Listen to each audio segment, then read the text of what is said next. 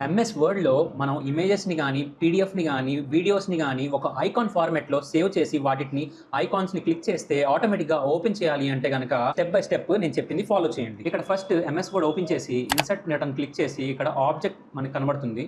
Insert object button మీద click చేస్తే create from file మీద క్లిక్ చేయాలి.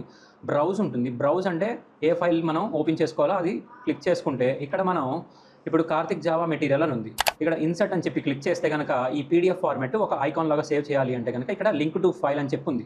ఇక్కడ ఐకాన్ కూడా డిస్ప్లే అవ్వాలి అంటే గనక ఇక్కడ క్లిక్ చేసుకుంటాం. లేదంటే ఓకే అని క్లిక్ చేస్తే ఇక్కడ మనకు కనబడుతుంది ఫైల్ నేమ్ విత్ ఐకాన్ అనమాట.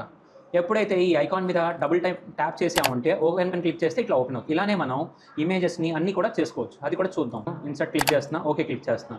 ఇప్పుడు ఇమేజ్ మీద క్లిక్ చేయగానే ఆ ఇమేజ్ అనేది రిఫ్లెక్ట్ అయింది. సో ఇలాంటి టిప్స్ అండ్ ట్రిక్స్ కోసం ఓంకార్స్ కంప్యూటర్ ట్రైనింగ్ ఇన్స్టిట్యూట్‌ని ఫాలో చేయండి. మీకు ఎంఎస్ ఆఫీస్ గానీ, బేసిక్స్ నుంచి కంప్యూటర్‌ని తెలుసుకోవాలి అంటే గనక 2/10 బ్రాడీపేట్‌లో ఈ కింద ఉన్న కాంటాక్ట్ నెంబర్‌కి కాల్ చేసి ఇక్కడ ఆఫ్‌లైన్ క్లాసెస్ కూడా పొందొచ్చు. Thank you.